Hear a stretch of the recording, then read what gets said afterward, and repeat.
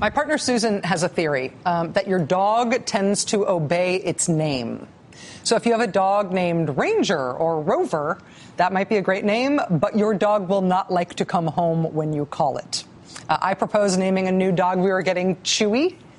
She said, no, the dog will fulfill that destiny. I also got shot down for Houdini, because obviously he would slip his collar. The name Dewey, though. Dewey. I did not expect her to shoot down the name Dewey. Dewey, what could be wrong with the name Dewey? But no, she said, Dewey, famous for losing. Every third person our dog meets will be thinking, Dewey defeats Truman, except Dewey didn't. Right. Republican Thomas Dewey was favored to beat Democrat Harry Truman for president in 1948. He did not. That's President Truman 2 days after Election Day in 1948, looking rather ecstatic, holding a copy of the Chicago Tribune. That newspaper, like practically every newspaper and every political hack in the country that year, had written Truman off. They picked Dewey to defeat him. But Dewey didn't. Truman won. That's Dewey there with the amazing mustache. Dewey was essentially, in his day, seen as the inevitable candidate. He had been the Republican presidential nominee in 1944 when he lost to FDR. Then he was the Republican nominee for president again in 1948 when he lost to Truman, even though everybody thought he would win. This year, when I look into the eyes of Mitt Romney, I will admit that I have been seeing Bob Dole. But Frank Rich at New York Magazine, when he looks into the eyes of Mitt Romney, he says he has been seeing Thomas Dewey. Thomas Dewey was once called the little man on the wedding cake. And Frank Rich, as the most astute political observer of our time, tends to see these things earlier than most of us do. And it's probably true that the name Dewey would make for a defeatist little dog. Joining us tonight for the interview is New York Magazine's writer-at-large, Frank Rich. His piece is in the most recent issue of New York Magazine is called Who in God's Name is Mitt Romney? Frank, thank you for being here. Delighted to be here, Rachel, as always. The comparison to Thomas Dewey is not the central point of your column, but you made it at the end, and I found it striking, and I found myself reading a lot and thinking a lot about Thomas Dewey. Why do you see him in Romney? Well, Dewey was a very complacent campaigner and very cautious.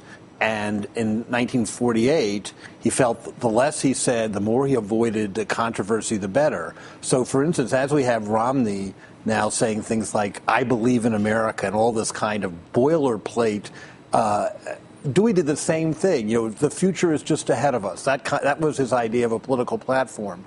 And in the end, of course, he was surprised.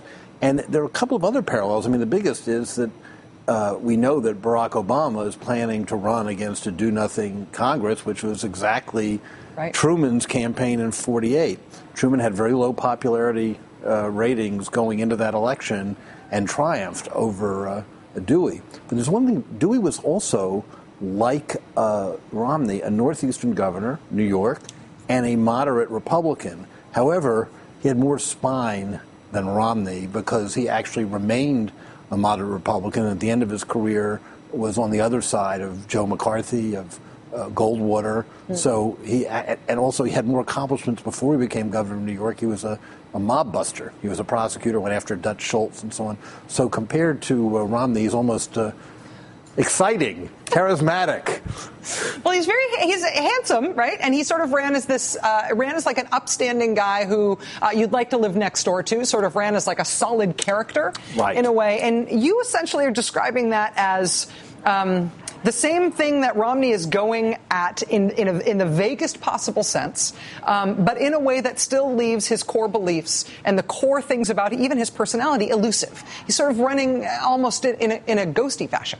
Yeah, one thing I've been grappling with, as I think a lot of people have been, is why does this guy not connect? Why does he seem plastic, basically? And the standard answer is he's stiff, he's rich, he needs better performance skills, he needs to learn how to speak better before crowds. But I think part of it is also that there's one thing that he feels really passionate about is his religion. He's had a long history in the Mormon Church as a leader, and because he feels and it'd be sad if it was true that people are bigoted about it, he just doesn't want to talk about it. And yet that's something I think he probably cares about more than Bain and all the money and all the Cayman Islands and Swift's bank accounts. But I think you feel that you're not getting the true Romney. I don't think we are. So you feel like because maybe that is the thing that he could tell stories about, that he could talk about in a personal way that would, for lack of a better term, animate him, that would make us sense more of who he is. I agree. I think that's exactly it. And I think, look, the Mormon religion is a really interesting kind of great American story that a lot of things about it have been good for the country and helped build the country, particularly in the West.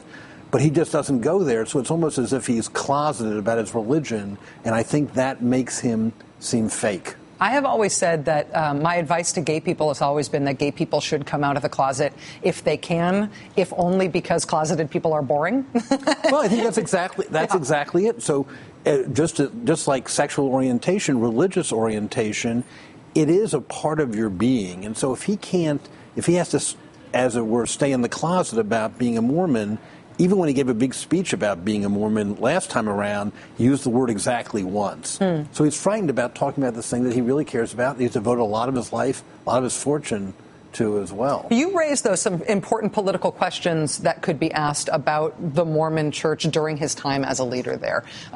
Important questions about women in the church, about African Americans in the church, who, of course, have a very difficult history in the Mormon Church, being barred from the priesthood on the basis of race until way later than you think that could be possible, at a time when Mitt Romney was already a leader in his church.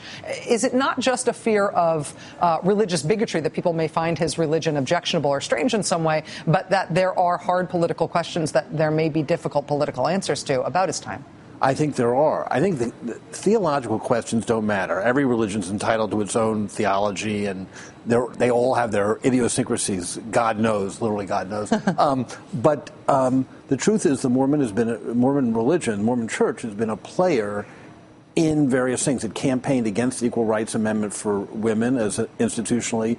As you said, it was very slow in civil rights. In 1978, that's how long it took for blacks to get full equality in the Mormon Church. Wow. And then there's the gay part of it, because we know that the Mormon Church drummed up more than $20 million to put over Proposition 8 in California 2 years ago. We know, a few years ago, we know also that 80 to 90% of the volunteers who organized that juggernaut were Mormons. So that's a big player in an important political issue that affected the law in the state of California.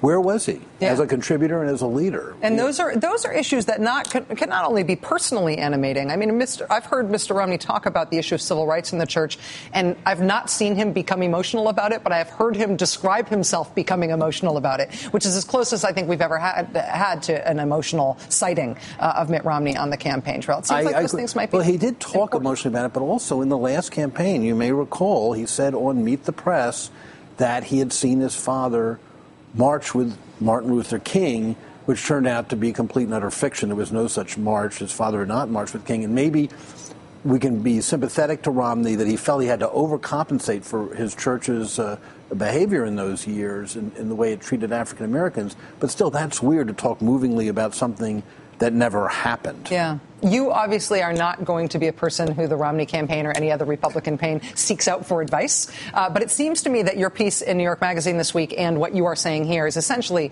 advice that the campaign could reasonably take, that this might be a way to make people connect with your candidate. Do you think that the campaign would ever consider that? I mean, it seems like the way they are addressing any issues about the candidate's religion right now is to label anybody who raises them, even in a respectful way, as a bigot.